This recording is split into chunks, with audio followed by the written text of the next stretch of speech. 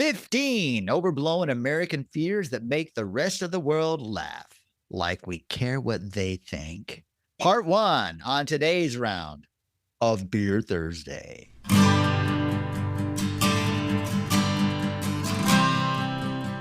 Well, this subject's good.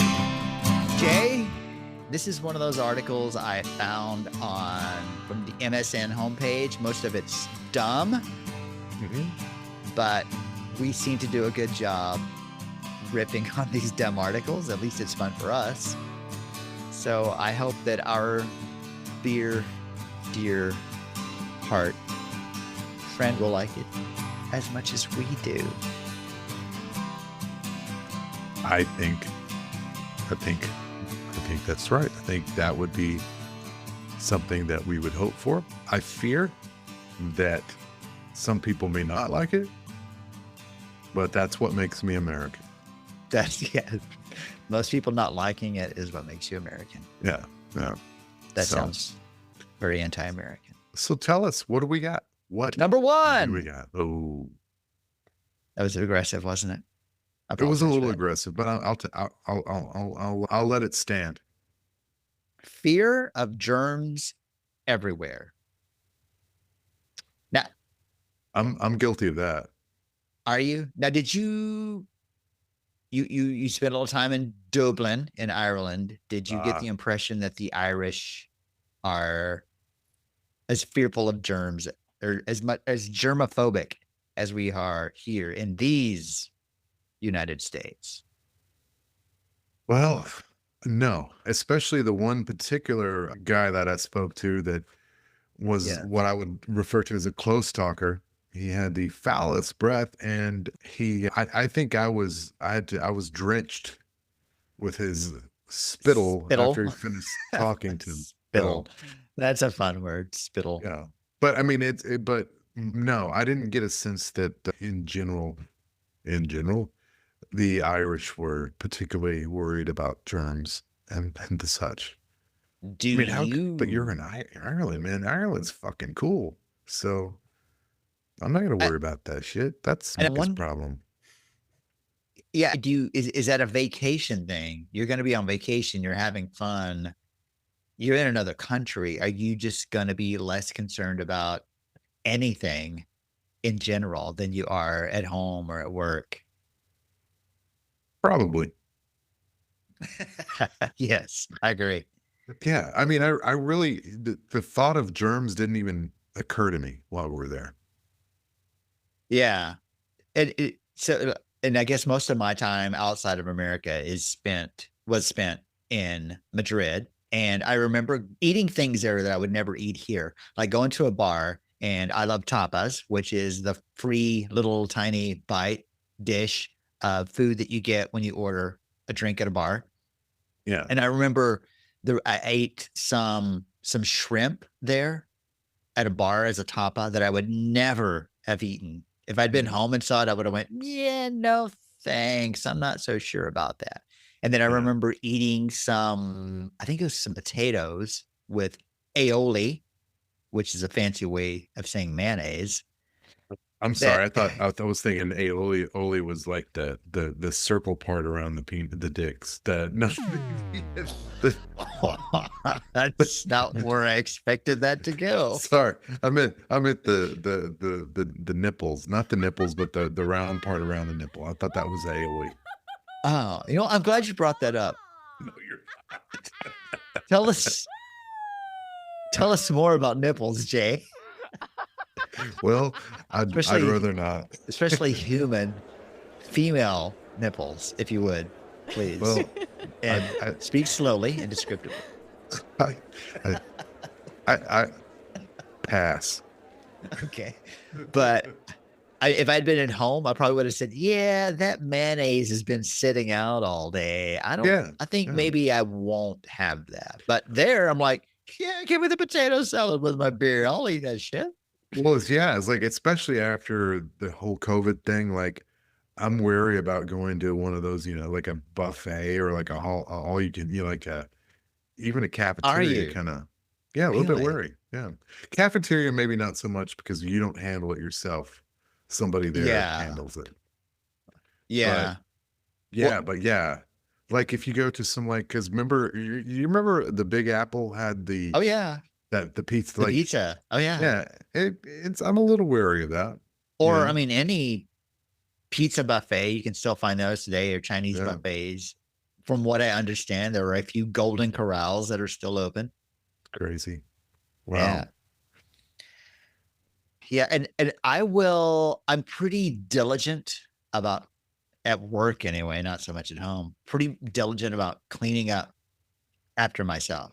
Like Yeah, at me too. work, there's these in the office, there's this film of dust or something that's always on the desks. And so I Yeah. will always clean and it takes so many wipes to clean that film off. But and I don't know if it's more about the germs or just it being Well, I I know mean, this doesn't make sense. It's not about the yeah. germs. It's more about it being clean. It's more about it being shiny and pristine than it is about whether or not there's any germs on it. I mean, I get that, but like, and again, ever since COVID, and I think for me, it's because and when I was sick, I got sick with when I had COVID and was in the hospital. It kind of after that kind of freaked me out, made me a little bit more aware of things out there, and made me like worried. And so I always keep we always keep like antibacterial stuff Yeah. in Oh our yeah. cars. And like Oh so yeah. if I go into a store or anything, when I come back to the car, I always put a little on my hands, you know. So I'm very conscious of that. So I guess I am one of those Yeah. worried ass Americans when it comes to that kind of thing. No, I mean, now that you mention it, we do that too. We have wipes in the car and Yeah. anytime each store when we shop, we come in. Yeah. Number two, fear of tap water. Okay. All right. You know what? I Are you get that down with because that? I don't I don't I don't drink tap water. I drink Really? it. I put we have one of those filtered water things. Like I put the tap water in there and then it goes through a filter when we pour it. Okay.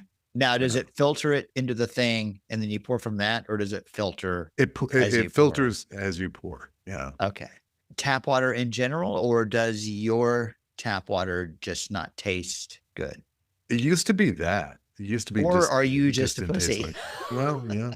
That's good. It used to be that, but I don't like the taste. I Okay. didn't like the taste of it. That was really the main thing. It's not really so much like a germ thing. It's just I didn't like the taste of it. All right. That makes sense. Like Yeah. here at home, I drink it straight out of the tap all the time Yeah.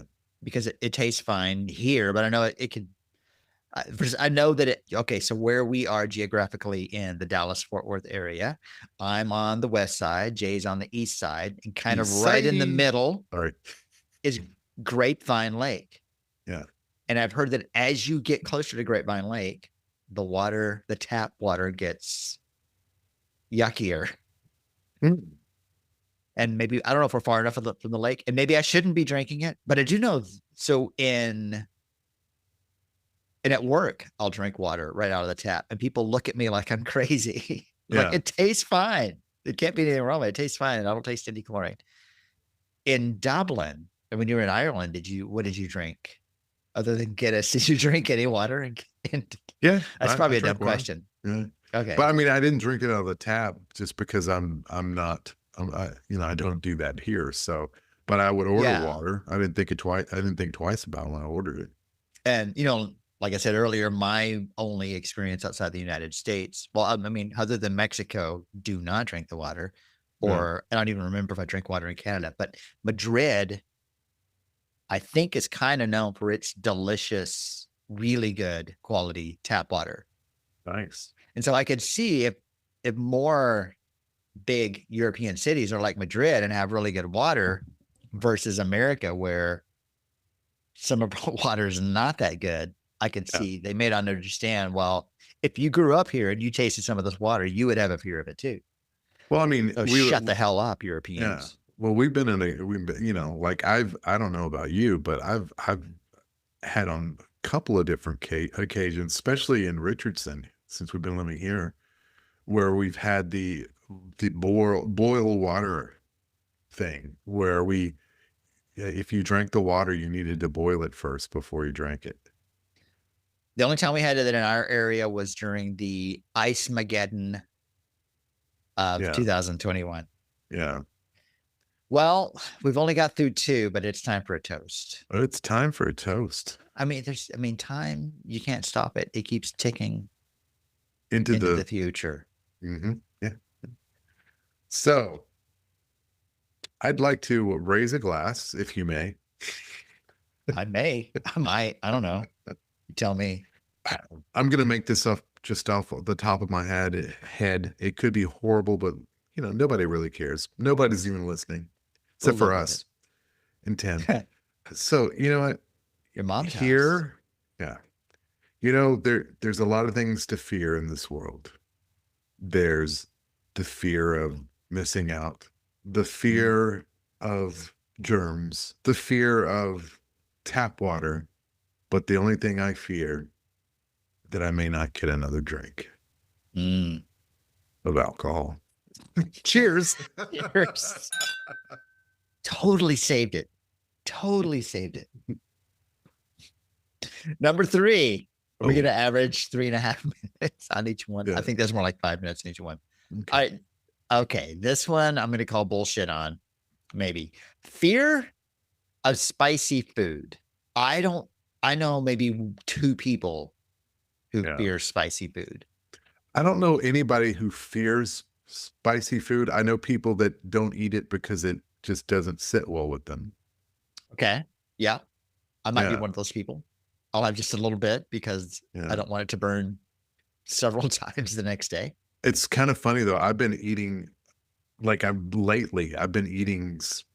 more and more spicy foods. Like for example, Firehouse Subs has a couple sandwiches that are in collaboration with Hot Ones. You know, that show where the people eat the wings that are progressively hotter. Okay. And I've been eating spicier and spicier foods lately because when you do that, you don't eat as much. So I didn't realize that. that's kind of my reasoning behind it. So this article mentions India, Mexico, and Thailand specifically. Yeah. And I love all of it. I love Indian food. I love Mexican food. I love Thai food. Me too. All of it. I know Spaniards do not like food as spicy. Really? Yes. In fact, there's one, we went to this pizza place, and this pizza place had this chili oil that you could pour on your pizza. And my brother-in-law tried it. My brother-in-law, Spanish, madrileño. And so he doesn't like spicy food. So he thinks this oil is super hot. So we were at this restaurant, and he's going to play a trick on me. He says, "Hey man, you should try this. Try this oil. It's really good. It's really, really good." So, all right. Pour a bunch of it on my pizza, and I'm eating it going, "Oh yeah, this is pretty good. I like this." Just eating it. He's looking at me. "You son of a bitch." What? He goes, "That shit's fucking hot. How are you eating that?" "Oh, it's trying to play a trick on you." And you're sitting there enjoying it, you son of a bitch. Hey man. But I'm with you. I don't think that's a legit fear of American fear. Yeah. Number 4, fear of taking public transportation. Well, depends on where you are, right? I mean, like if you're in New York, there's that reputation taken, like especially if you're taking a subway. But we went to New York this past summer, and I didn't really have that. I didn't really have that fear. I mean, it was probably in the back of my mind, but I wasn't so afraid that I didn't want to do it. Yeah. I know a lot of fellow Texans who, and they say they prefer to drive, and maybe it's just that versus, letting someone else drive, or maybe it's if you're public transportation. I don't know. Have you ever had any bad experience on public transportation in New York or anywhere? Not really, other than just, like I've ridden in cabs before that they were in New York too, but it was the stop and go. They were like, it felt like they were riding the brake, and it made me like I got sick to my stomach. It's like it made me nauseous. Okay. That's really the only thing as far as a bad experience for me. But not really like a personal safety type thing. No, I do not really. remember the first time I went to New York and we took a bus from the airport to the city, to Grand Central Station, I think, or no, to Penn Station, and it was like a roller coaster. The bus driver was insane. Oh my It god. was insane. And then the last, I guess, it's been about a year and a half when I was in New York last. My kid and I were visiting colleges, and on one of our trips on the subway, someone got on the train and the smell of urine made it almost impossible to breathe. Yeah, I think when you're in maybe more in the South, I guess, where there's less public transportation, there's a little bit of fear. Yeah, because they're not familiar with it what as much. And I also know my mother-in-law in Madrid won't take the subway there anymore because she's been mugged too many Oh, times. well, So, so that's a legitimate fear. I mean, that's a yeah. legitimate reason not to.